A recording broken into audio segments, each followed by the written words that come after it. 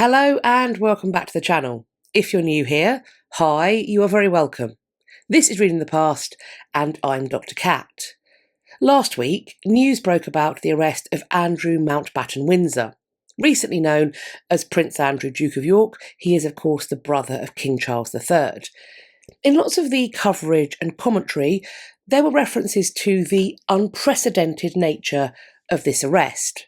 Some publications even asked what would happen now that the first royal had been arrested, and perhaps you saw the fairly rapid clapbacks to that query that came from various historians. Comments like, "What about Mary Queen of Scots?" or "The Plantagenets have entered the chat." Today, we're going to take a look at the English and then later British royals and their relatives who happen to have an arrest record.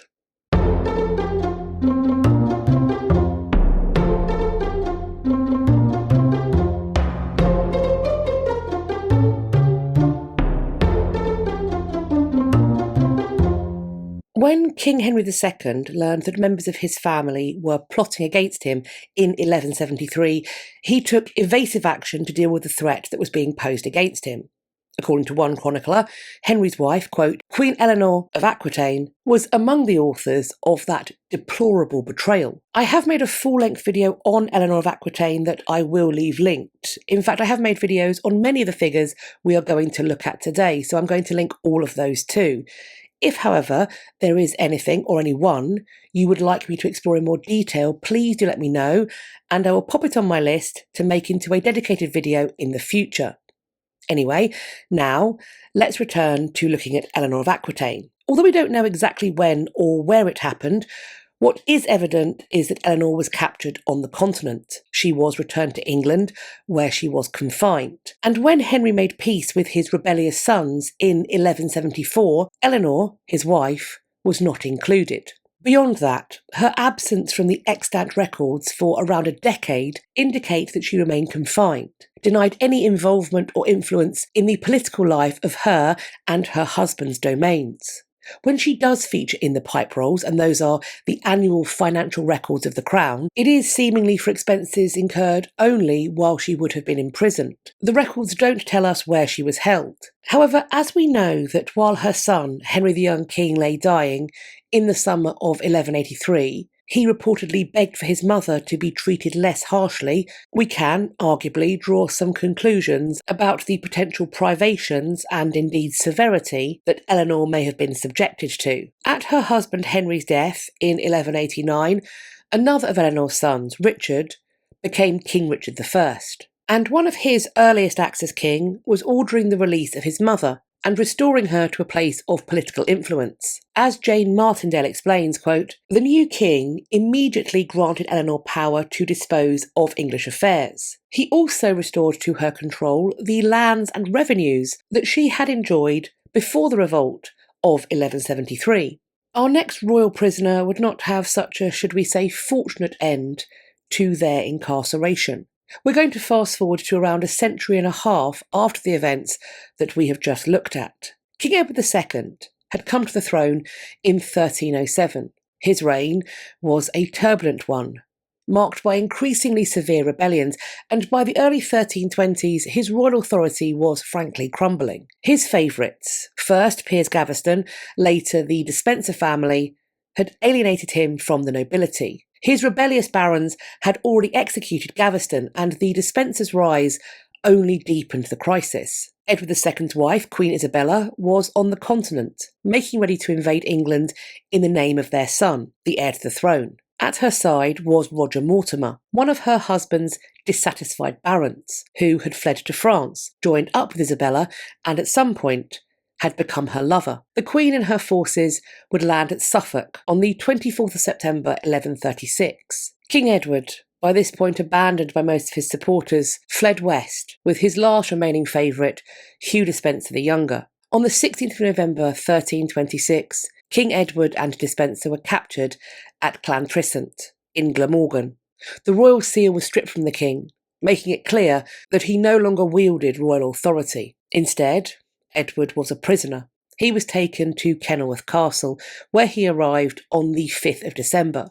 Edward was deposed on the 20th of January 1327, which in turn allowed his 14-year-old son by Isabella to begin his rule as King Edward III. After a failed plot to liberate the elder Edward, he was moved to Berkeley Castle. It was announced that he had died there on the 21st of September 1327. Some would claim he had died of natural causes, others that he had been denied food and or water. There were those who even thought he had really escaped. However, probably the most famous claim is that he was killed by having his bowels burnt and perforated with a red-hot poker that had been inserted into his anus. Edward was buried at Gloucester Abbey on the 20th of December 1327. Incarceration, deposition and death would also be the fate that befell King Edward II's great-grandson, King Richard II. By the late 1390s, there were growing murmurings that this Richard had turned tyrant. These murmurings were made all the louder when he decided to disinherit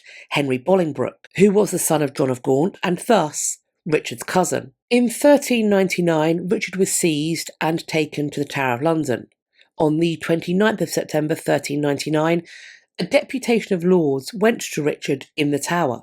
The official record claims that he agreed to abdicate, but his reported compliance in this matter is believed to be highly suspect by most scholars today. Either way, Parliament accepted his deposition the next day, and Henry Bolingbroke became Henry IV, and thus founded the Lancastrian dynasty. At the end of the year, Richard was transferred to Pontefract Castle. What happened next is unclear, but it's generally agreed that in the aftermath of the failed Epiphany Rising, which was a plot to restore him, Richard's fate was sealed. It is believed that he most likely died on the 14th of February 1400. Some believe he was starved deliberately. Others that he refused food and gradually starved himself to death. His body was brought to London and displayed at St. Paul's, to show everyone that he was in fact dead and that there was therefore no point in rising up again. The Lancastrian line would, in due course, have their own royal prisoner, and that was Henry IV's grandson, King Henry VI. He would endure a few spells of captivity in his lifetime. In fact, if you think that a protectorate was a form of captivity, then perhaps the number of those spells should be recognised as being greater still. At first, the factional rivalry that would eventually give way to and fuel the Wars of the Roses saw Henry, as fragile and ineffectual as he was, being passed from one group to another, depending on who happened to be in the ascendancy at that time. However, once members of the House of York determined that they would not simply rule through Henry, but instead of him, his captivity became more overt. After Edward IV seized the throne, Henry fled with his wife Margaret and their son Prince Edward into Scotland. However, shifting international diplomacy would see Henry returned to northern England, and then, in 1465, he would be captured and taken to the Tower of London, where he was then held for 5 years. He was kept under guard by members of Edward IV's household. However, he was allowed visitors. Nevertheless, a contemporary observer did note that when Henry was briefly released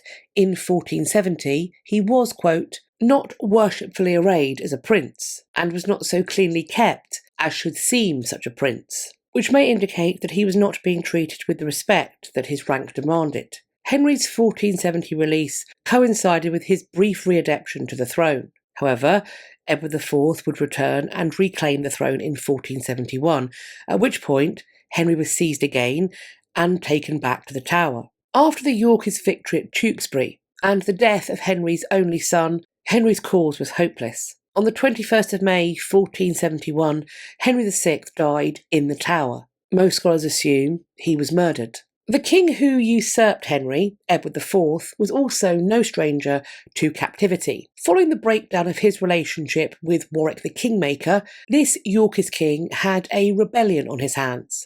After the Battle of Edgecote, on the 26th of July 1469, Edward was seized by Warwick's brother George Neville. Rosemary Horrocks writes that Edward was, quote, sent as a prisoner, first to Warwick Castle and later to Middleham, Yorkshire. For the next few weeks, Warwick and Edward's brother Clarence attempted to rule England in the king's name, but the knowledge that the king was a prisoner fatally undermined their attempts. Edward would be freed during the September of the same year. Edward IV's brother, George Duke of Clarence, would be incarcerated himself. He seemingly did not learn from his failed rebellions against Edward, the ones where he teamed up with Warwick and subsequently with the Lancastrians. Edward had apparently managed to forgive him for these treasonous trespasses. As for George, he was arguably not quite grateful enough that he had been allowed to escape punishment. By the late 1470s, Clarence had become a political liability once again. His feud with his brother Gloucester,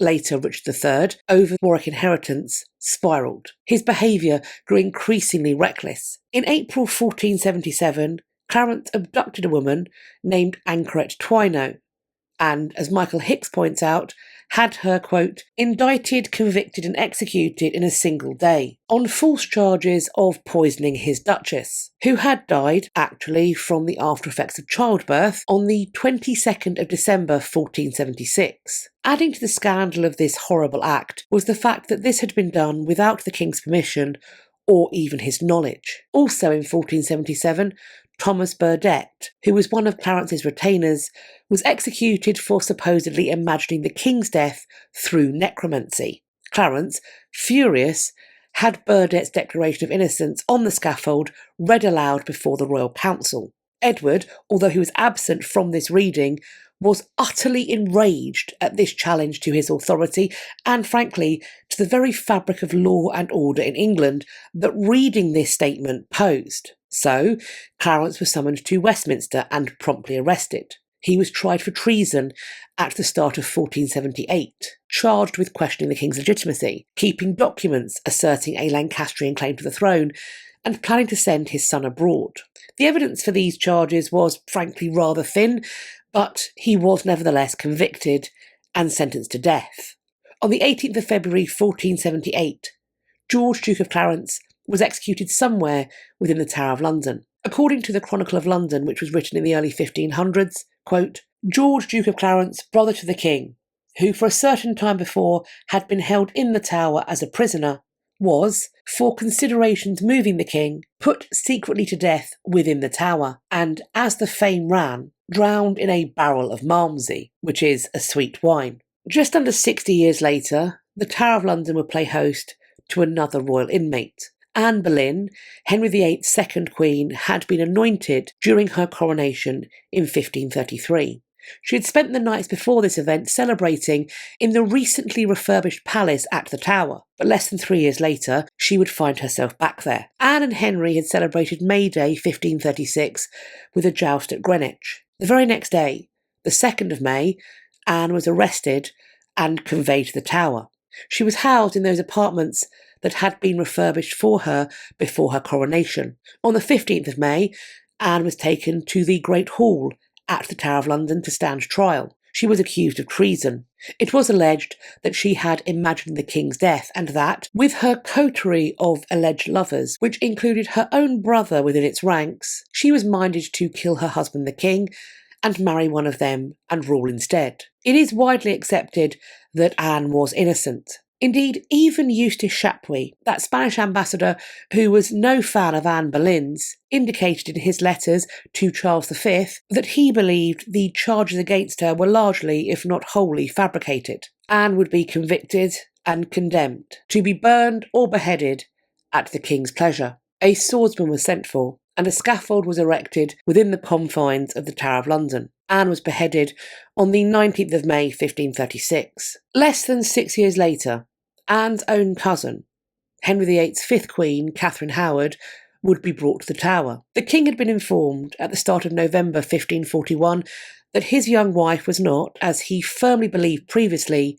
chaste at the time of their marriage. At first he was disbelieving, but when evidence was presented, he was furious and upset. Henry fled from Catherine, leaving her to be confined in her rooms. After initially denying all the allegations, on the 8th of November, Catherine started to admit key parts of them to Archbishop Cranmer, who in turn reported her admissions to Henry. The interrogations would, though, continue. Catherine was moved to the former monastery of Sion on the 14th of November 1541. She would not have her day in court because there would be no trial. Instead, Catherine would be condemned by an Act of Attainder. That was introduced into the House of Lords on the 21st of January 1542. It received royal assent on the 11th of February. The day before this, the 10th of February, Katherine had been transferred by barge to the Tower of London. 3 days later, on the 13th of February, she was beheaded within the Tower's precincts. The woman who succeeded Katherine Howard as Henry's queen,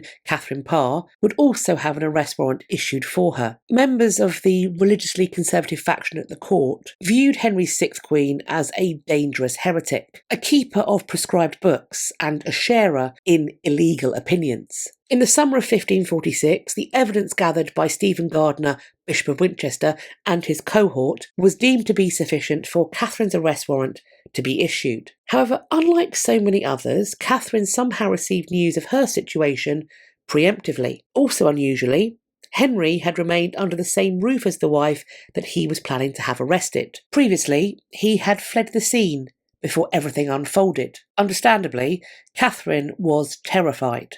Susan E. James writes, quote, "Katherine took to her bed, giving it out that she was mortally ill, and when the king rushed to her side, she explained that her illness stemmed from fear that she had displeased him. Henry taxed her with her outspokenness in matters of religion, and Katherine mollified him by explaining that if she argued, it was only to take his mind off his own ailments and to learn by his responses." In a speech that bears a strong resemblance to Catherine's speech of submission to Petruchio in Shakespeare's Taming of the Shrew, which indeed it may have influenced, Katherine submitted all her spiritual and worldly wisdom to her husband's guidance. The next day, when the councillors and guards arrived to escort her to the Tower, Henry reacted with fury and sent them on their way. Katherine was saved. But that old chant, "Divorce beheaded died, divorce beheaded survived," was apparently very nearly "Divorced beheaded died, divorced beheaded burnt alive." When Henry VIII's son, King Edward VI, fell dangerously and ultimately fatally ill, he was 15 years old, unmarried, and with no heir of his body. So he set about producing his device for the succession to his throne. He would disregard the will and the act of succession produced by his father and would pass over both of his half-sisters in favour of the descendants of his father's younger sister, Mary. Edward VI died on the 6th of July 1553. It was only 3 days later that Jane Grey was informed that she, by Edward's design, was now Queen of England. On the 10th of July, she was conveyed to the Tower of London not as a prisoner, but to make ready for her coronation. Within days, though, it was clear that Edward's half-sister Mary had the popular support, that she was being recognised as Queen Mary I.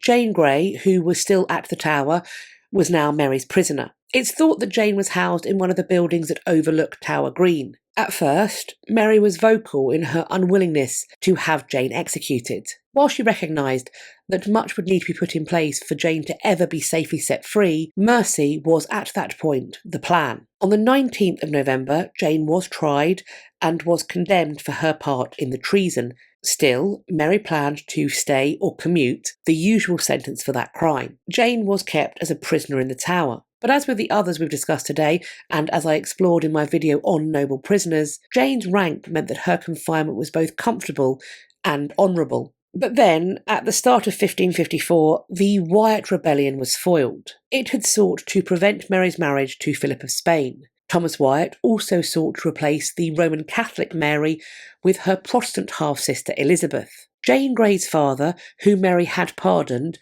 was involved in this plot. Mary's mercy thus found its limit. Jane would be executed within the precincts of the Tower on the 12th of February, 1554. On the day of this execution, Elizabeth Tudor began her transfer from Ashridge to Whitehall Palace. Her connection and alleged involvement in the Wyatt plot would, it seemed, not go unchallenged. Elizabeth was at this time unwell, perhaps due to the stress of the situation, maybe with symptoms that were exaggerated to allow her to buy time. Certainly, she was able to slow things down substantially. This is a journey that would take less than half a day to walk today. As for Elizabeth, she would arrive 11 days after her departure. Around 3 weeks later, it was decided that Elizabeth should be transferred to the Tower and imprisoned there. Again, Elizabeth would attempt to buy time. On the 17th of March, she sat down and wrote to her sister. This is the letter that's known today as the Tide Letter. It was deliberately long, written that way so that the barge that was meant to take her to the Tower would miss the tides, and her move to that prison would be stalled. Her plan did work, but not for long. Elizabeth was transferred there the following day, and although there would be later accounts that sought to claim that she was housed in the Bell Tower, which a couple of decades before had confined Sir Thomas More, who already by that point was being deemed a martyr by many, it is much more likely that she was instead held in the same royal apartments that had hosted her mother both before her coronation in 1533 and again during her imprisonment in 1536. On the 11th of April 1554, Thomas Wyatt the Younger went to his execution. As part of his speech on the scaffold, he spoke of Elizabeth's innocence regarding his plot. On top of this, her examinations that were conducted by the Privy Council did not produce enough to convince the majority of them to support a prosecution. And so it was decided that Elizabeth would be removed from the Tower and that she would go into house arrest at Woodstock. The day chosen for this move was at best thoughtless, but more likely, I think, a concerted attempt to unsettle Elizabeth, to drive her into confessing her alleged sins. The date that was selected was the anniversary of her mother's execution, the 19th of May. During Elizabeth's reign, her stay in the Tower would be used by, quote, John Fox in an appendix to his Acts and Monuments editions from 1563. Fox turned these changes in fortune into an edifying story of near martyrdom, associating Elizabeth with the fate of the 300 or so Protestants who were burnt at the stake by her sister's authority. The miraculous preservation of the Lady Elizabeth, now Queen of England, from extreme calamity and danger of life. And thus the Tower of London, as a prison, was being used as a backdrop, if you will, to further the place of the Protestant religion and to assert Elizabeth's position as a kind of living martyr for that faith. Very useful for a woman who was seeking to not only be Queen of England, but also supreme governor of the English Church. Perhaps, too, Elizabeth's awareness of the Tower of London's narrative power may go some way to explain why one of her prisoners, the mother of Elizabeth's eventual heir, and also Elizabeth's first cousin once removed, Mary Queen of Scots, was never allowed to be held there. Before her flight to England, Mary had been imprisoned by some of her Scottish lords. For almost 11 months, between June 1567 and May 1568, she was held in Lochleven Castle. From there, she managed to escape and to make her way to England. She landed at Workington on the 16th of May 1568. From the first, Mary was kept under guard. However, as Julian Goodare points out, quote, it was not yet entirely clear that she was a prisoner, largely because she herself did not wish to leave. The turning point came with the York-Westminster Conference of 1568 to 1569. Mary, then being held at Bolton Castle, expected Elizabeth to arbitrate fairly. Instead, the Scottish regent Murray produced the infamous casket letters. These were documents supposedly proving Mary's guilt in the assassination of her husband, Lord Darnley. Whether they'd been forged or tampered with, they did serve their purpose. The English Queen now had the justification, if not arguably the legal right, to imprison Mary. At the start of 1569, Mary was moved to Tutbury Castle. In common with other royal prisoners, as we have discussed, Mary's captivity was strict but regal. She maintained a full household of around 40 servants, complete with a privy chamber, cloth of state, and even armed attendants. For around 15 years, she lived under the watch of the Earl of Shrewsbury and his wife, the formidable Bess of Hardwicke. They travelled between Sheffield Castle, Sheffield Lodge, and occasionally to Buxton so that Mary could take the spa waters.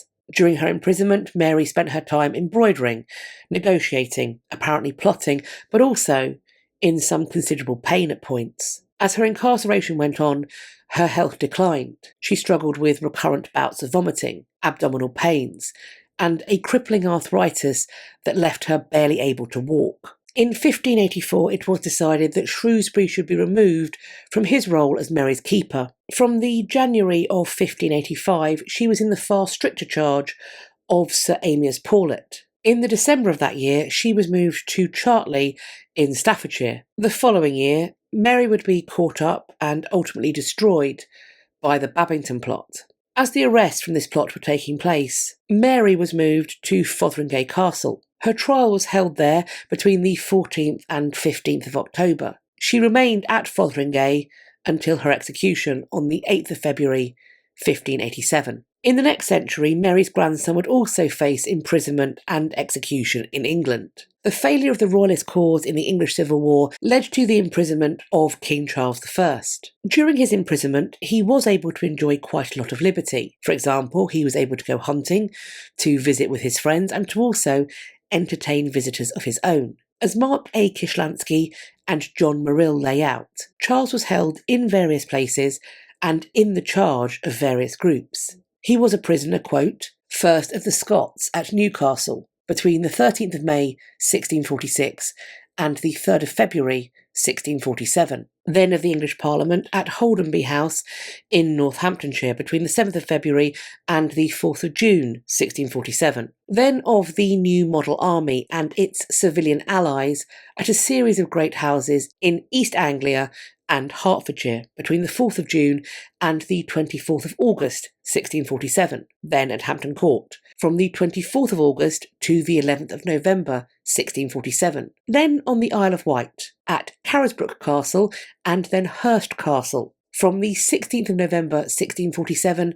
to the 12th of December 1648, and finally under strict guard in his palaces in and around London, from the 15th of December 1648 to the 30th of January 1649. Charles was moved from Windsor Castle to St James's Palace on the 19th of January. His trial began the following day in Westminster Hall. He was convicted of treason and sentenced to death. When the day of his execution came, a platform had been erected against the wall of the banqueting house. On the 30th of January 1649, Charles stepped out onto that scaffold and was beheaded.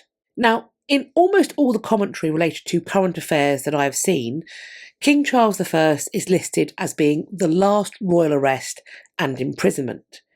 But I would argue that there was one more. In 1682, Sophia Dorothea of Celle married her cousin Georg Ludwig, later King George I. This marriage was an unhappy one. In 1689, Sophia Dorothea met a charismatic Swedish officer called Count Philipp Christoph von Königsmark.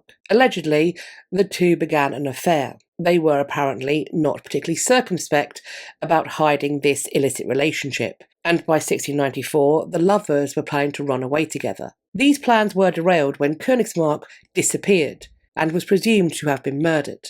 Sophia Dorothea was immediately placed under guard. Her letters were seized, her movements restricted. Her alleged adultery, to which she never formally admitted, was used to dissolve her marriage. That dissolution occurred on the 28th of December 1694. As she was viewed as a threat to the future plans of the Hanoverians, namely their succession to the British Crown, on the 28th of February 1695, Sophia Dorothea was taken to Alden, a remote manor house in the Celle territory. It was claimed that it was being fortified for her protection, but in reality, it was her prison. She was guarded by a marshal and some 40 soldiers. She was allowed no visitors except for her mother. She was even forbidden to write to her children. She would remain there for 31 years. Even when Georg Ludwig became King George I of Great Britain in 1714, Sophia Dorothea's situation did not change. He never explained her absence to British visitors, and he never freed her. She died at Alden on the 13th of November 1726, still a prisoner. So what do you think? Of this look at the history of royal arrests, could we maybe say that rather than being unprecedented, as has been claimed, frankly, ad nauseum over the last week or so, it is in fact quite the opposite? If anything, it's close to being a royal tradition. Please add your thoughts on this in the comments. And as for a emoji or social glyph for this episode, do we either choose crowns or something more prisony? Let me know, and to keep the algorithm goblins happy, please write why you've picked whatever emoji you end up choosing. Please also check out the description box beneath the video for links to the place you can find me elsewhere on the internet, and please also press all of the buttons that you're being reminded of on screen here. So that is the like button to say that you like the video, subscribe to the channel, and also hit the bell icon next to the subscribe button, and then select all in the drop that will appear, and that way you will hopefully be told when I've next uploaded and when I'll next be going live. Please though, we have got a failsafe. If you head to my website, which will be linked, it is www.katrinamarchant.com. Head to the contact page, and then if you see this box, you can put your email address in that box and then hit sign up. and that will add you to my list, which should allow me to send you out an email once a week to tell you what I've been up to, but also to send you useful links for my content for the coming days. With that being said, some of you have informed me that your emails from me are being filtered, flagged as potential phishing emails. This is a relatively new thing that started happening, and I'm not sure why. If perhaps you add me as a trusted sender, maybe that will stop happening. Do let me know if that works. I hope you're going to have a great day whatever you're doing, and I look forward to speaking to you all in my next video. Take care of yourselves. Bye-bye for now.